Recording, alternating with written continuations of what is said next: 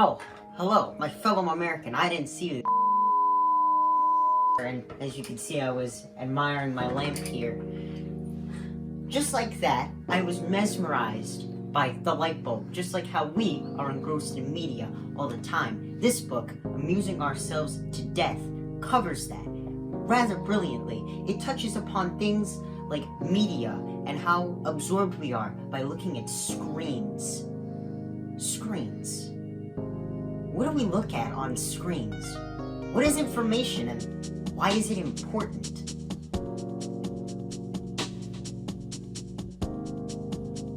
Right now, I'm watching EWTN. It's a Christian broadcast channel. But this is what we call media. And despite your age or gender, we all watch TV at some point in our lives. You might remember as a child, you might have watched cartoons like Clone High, which has come back into relevancy these days. That's the word for it. Right now, what I'm watching is what we call a dedicated channel. That means it's a channel that's served one purpose. The purpose of EWTN, for example, is to spread the word of the Lord, Christianity, of religion. Other news sources like Fox News and CNN are to inform us, me and you, on a lonely Friday night about the news, things like that.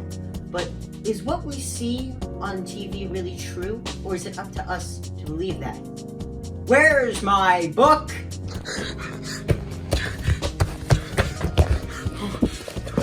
Let me take that off your hands, please. Thanks. I think Neil Postman in this book puts it best. What does it mean to say that someone has an IQ of 126? There are no numbers in people's heads. Intelligence does not have quantity or magnitude, except when we believe it does. And why do we believe it does? Why? Why do we believe it does? Maybe it's because the media affects us and our culture. Culture. What the hell is the word culture? What does it mean? Culture is defined by a lot of things, but its main definition is the art of manifestation of human achievement.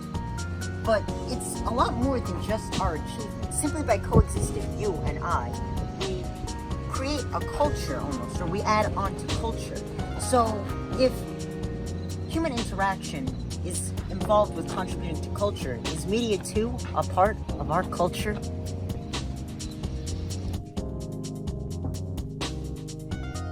Well, the answer to that is complicated. It's a yes and no answer. Because the media contributes to our culture just as much as you and I do. Because it's what we watch on TV. All of us watch TV, no matter how old you are, regardless of age or gender. It doesn't matter. You've watched TV some point in your life, even if you haven't right now. Culture, like I said before, is defined by human achievement. But simply by coexisting, you and I, we've contributed to culture. But TV has also done that. But TV isn't the only source of media we have these days. We are a lot more electronically advanced than we were, say, 50 years ago. Now, we have something amazing we call the internet. And it's a cesspool. Right now, I am browsing the website of Democratic candidate Joe Biden. This, along with Trump's websites, are biased and are controlled sources. But Trump is a little bit different because he has a biased anti-Biden Easter egg on his website. I see when you search up something that makes no sense on his website, which is pretty biased and also kind of cool. However, it is up to us to decide if what we see in this form of media through electronic communication is worth believing in. The truth forms from a man simply communicating from one another, after all. And as Neil Postman puts it, seeing is believing has always been a preeminent status as an epistemological axiom. But saying is believing, reading is believing, counting is believing, deducing is believing, and feeling is believing are others that have risen and fallen in importance as cultures have undergone media change. Information and media can also be illegal. and subsequently banned and deleted from history, our eyes. That is what we call censorship today. You see it a lot in the news. People that go,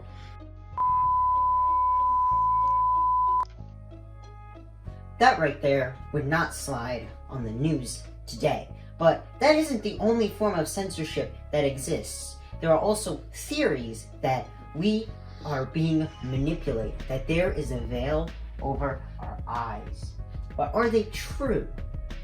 One of these theories involves a man named George Orwell, who in the book 1984 stressed a warning about a coming tyrannical state that we humans would find ourselves in, that a looming power above us would be ruling us secretly while we are distracted by the media, TV, and the internet nowadays. Is that true though? Is that really possible that we could be so ignorant and absorbed by TV these days that we wouldn't even notice of our prison that we found ourselves in? Well, maybe not. We're not in a prison yet. Anyways, it is still very possible for things to occur. But Neil Postman agreed with another man. Hey, what do I pay you for? Oh. Anyways, this different man, was named Aldous Huxley, which if you get past the weird name, Neil Postman seemed to have also agreed with his theory in contrast to George Orwell's, who, in comparison to the two theories, it's more of a half of a veil to a complete veil, where Aldous Huxley believes that one day we will be so ignorant to what we watch on TV that we will be ignorant of when a tyrannical power does eventually come and blindsides us, stabs us in the back, and plays us all like fools. It's pretty scary to think about that this is a possibility these days. We're all connected somehow, one way or another, through these forms of communication, that being the media, TV, and the internet. A thing that eventually we all have to use one way or another. You wouldn't be seeing this video otherwise if we didn't have the internet. Go. Everything we see on TV and everything that we see on the internet are all part of genres, soap operas, religion, news, movies, you name it. They all contribute to one giant enterprise, that being the show business. Not so much the internet, but you can still find TV shows even on the internet for free, like sports channels, for example. You can click on a website and watch a live hockey game from your computer seat, which is pretty crazy. But all of this has led up to junk, which Neil Postman refers to in this book as the best part of TV, which he isn't so far off from the truth. I mean, let's be honest, we've all seen some really stupid stuff on TV. Like seriously, even cartoons could be labeled as TV junk. And to be honest, it's all part of our culture. TV has accumulated into what we know today as a medium of communication. And through communication, we make a culture, media culture. Even in the show business, there are some things that aren't exactly true, and Neil Postman even goes through some of this, like telegraphing and staging, which is normal. I can't do this. I can't do this. I can't do this. What do you mean you can't? You're putting too much pressure on me. What the hell do you mean you can't do this? All the talk about the staging is. What do you mean you can't do this? It's not working I need for me. you. It's not working for me. The project isn't gonna be. No. Stop.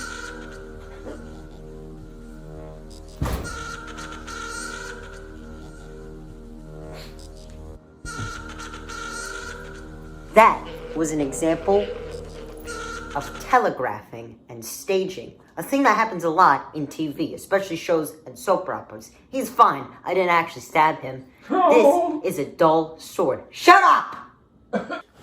Gotta clean that up later. Anyways, the point of the matter is that things like truth and bias go hand in hand in media. And as a culture, we will never know really what we are seeing is true or false.